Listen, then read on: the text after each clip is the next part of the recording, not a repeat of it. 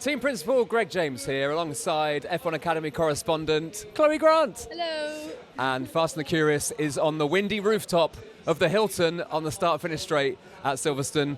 Chloe, you've got a blanket on. Yeah. Okay. And our guest has got a blanket on as well. Bianca Bustamante, welcome to the Fast and the Curious. Freezing. Freezing. This is not the summer British Grand Prix that we want. No, I haven't had summer. UK hasn't given me any summer yet. No, but here we are on the rooftop. We can hear it's all noisy. We've got the Red Bull thing downstairs. You might hear a bit boo, just playing to the crowd here for that. You can hear that downstairs. So that's the noise you might be able to hear. But Bianca, welcome to the podcast. So come on then, you two have raced against each other. What was the experience like when you were racing against Bianca and vice versa? I mean, F1 Academy then was very different. Obviously, it was behind closed doors. There wasn't, we weren't racing alongside the F1 calendar. Yeah.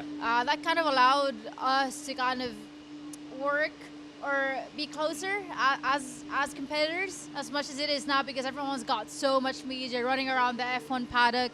But yeah. It was loads of fun last year. We went to a lot of racetracks that I've never been to before, like Red Bull Ring was really nice. We went to Aragon and like the outskirts of Spain, which was also very nice. Weather's better than here. Yeah, it was loads of fun. A definite good thing is me and Bianca never crashed into each other, so we had a clean season with one another. Never crashed. No, so we did a good job together on track. But yeah, like Bianca says, I think it's very different this season with lots more media involvement. But last year we were all very close. I mean, especially I can remember when we did the quota testing in a different F4 car and not our cars. Yeah. We were all in the same room at the same garage. We had no choice but to get along. But it was really good fun. So yeah, it was really good. It's interesting actually. I was chatting to one of the McLaren guys last night about drivers that do have incidents or incidents on the track. What you sort of and they were talking about maybe doing some videos with the other drivers and or getting on and hey, we're all friends really. But actually, there does need to be some sort of divide a bit, doesn't there? Because you don't want to be, because you are competing against these people. So there's a balance to be struck with that. We're all getting along, but actually you've got to take this. This is a very serious thing. Yeah, there is that kind of racing etiquette. I would like to say the sports has etiquette. There's one for tennis, one for basketball, one for soccer, and definitely one for motorsport. Because it's so hard to see reactions out of driver because you have a helmet on. You just see cars, really. Yeah. When you're crashing to one another, you can't see the emotions, you can't see the look on their faces. So it's very hard to judge, is that person mad at me? Are we good? Are we okay?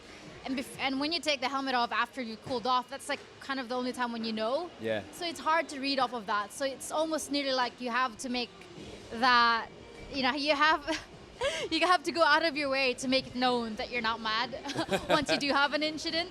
But it's okay to be mad. I mean, there's so much emotion flying around at top level sport that, of course, you are going to be cross with that person if there's a mistake, and that's that should be allowed. That's really. Very normal. I mean, motorsport is it's a roller coaster of emotions. You go from FP1 till race 2 or race 3, and it's high, it's good, it's bad, it's not, and yeah, it is very normal to feel human and to go through those roller coasters of emotions. And last year, for me, it was my main struggle. I was 18 last year. I was very mature.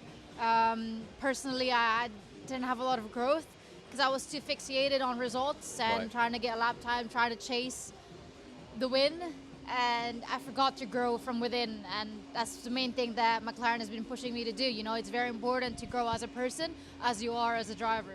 Well, let's dig into that a bit more and talk about, for any listeners to this podcast who aren't aware of where you came from in your racing journey. There's not many drivers from the Philippines, not many big famous racing drivers from the Philippines. So tell us a little bit about that journey from seeing, were you watching a race? Was there a driver that you loved, or was there a particular car and you were like, I'm going to do that job?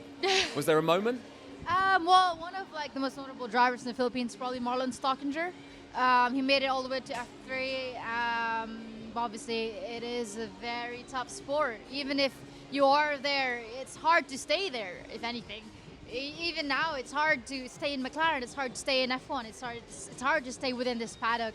because drivers always go, they're always, in and out. Even in Formula One, you think you have a seat mid-season, you get thrown off the bus. And unfortunately, that's the life of athletes, and even more so in motorsport. Yeah. So it's very important to perform on the spot, on the spotlight. Specifically in a country like Philippines, where racing isn't the priority because it is very expensive, then it becomes hard to kind of influence that or to push it on kids to pursue it. For me growing up, it was often very hard for me to be a driver because it nearly feels as if it was a privilege to be a driver more than more than as it was a passion. And it was hard to pursue that, obviously, because we didn't have a lot of money growing up. But yeah. Tell us about when you went back to the Philippines after you'd signed for McLaren and what the reaction was like then. It's like the whole country just turned into papaya fans. Like we turned like a whole country into McLaren. And it was incredible. Like I literally go to a mall and I see McLaren caps, McLaren t-shirts, and it is nice. Philippines is not a big country, and to feel home and to feel, that very tight bond. And they kind of, I want to turn motorsport into a household sport in the Philippines. It's not, because we have basketball, we have boxing, and because we don't have a lot of racing drivers, it's hard for them to kind of find a driver. Wow. I think this is qualifying, right? No, where are we now? This is what time are we F2? on? It's F2, no? F2. Oh, is it F2 now? Is it F2 okay? sprint race. So we've got a sprint race going on behind us. Okay, well that's fine. Formation lap. Oh, it's a formation lap. Yeah, I okay, think so. sorry. Chloe can hear everything. I can't even hear myself. I can understand the start. Okay. So they're doing a formation lap and then we're going to get a sprint race. Yeah. Okay, great. Well, we'll try and do an interview over a formation lap and then a sprint race. Great. I can't hear myself. Great. So when you went back to the Philippines, was there suddenly you noticed like a lot of sort of big billboards and posters of you and just people like being fans of yours, I guess? Yeah. Yeah, last week we just, my Vogue cover shoot just came out. Nice. So Mine too. I just woke up and I was on the cover of Vogue. So that was pretty cool. Obviously, it's about bridging lifestyle and everything. I, as a woman, I'm very proud, and I wanna. Obviously, Vogue is known to be a women's magazine, and I want to merge that kind of gap of men's sport and women's and everything, because it is very beautiful. Motorsport is one of the sports in the world where men and women can compete equally. Yep. And the car is the equalizer. Once you have that helmet on, doesn't really matter, does it? So it's quite cool. And recently I've been on some magazines, some Right. billboards. that's quite cool. It's hard to balance all that stuff, though, isn't it? I mean, we've talked quite a lot on this podcast, Chloe, about you have to work on yourself as a driver, as a personality, doing all this stuff, making sure the sponsors are happy, doing all the marketing stuff.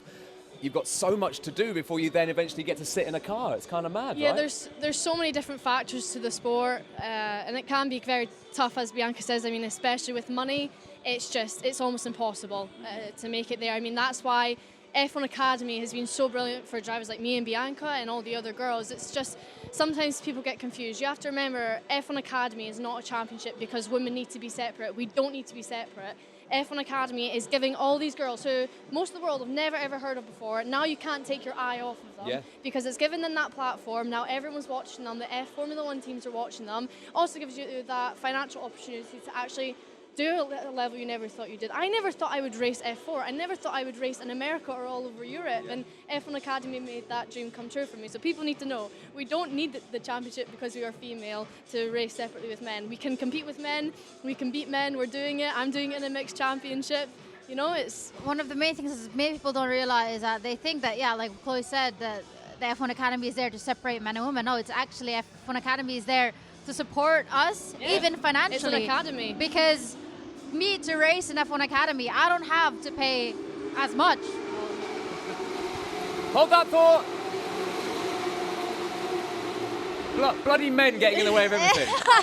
No. Am I right? Men allies. Yeah. Men allies. They're as not always. allies. They're nuisance. Anyway, interrupting your flow, as you say.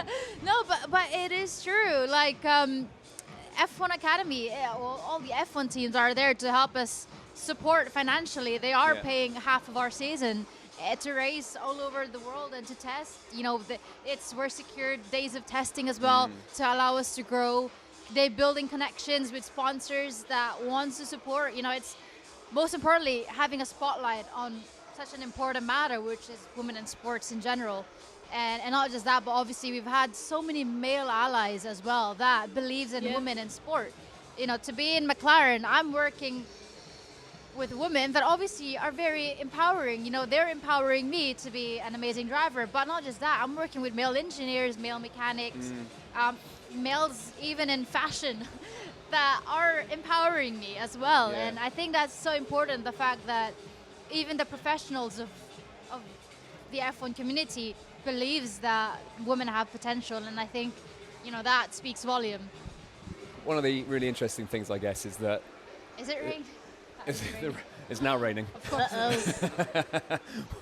One of the really amazing things to look at is if you look at football, for example, I saw Mary Earps earlier, England Lioness goalkeeping legend, and she was just saying what an amazing 2 or 3 years they've had. Things change very quickly, and we're seeing that things changing very quickly as well. And it does come down to money, doesn't it? It comes down to where does the money go, and when people see that people want a thing, then they go, oh, okay, well, we'll keep funding it. So it really is, it's quite a simple equation, really. It is just money, because it follows.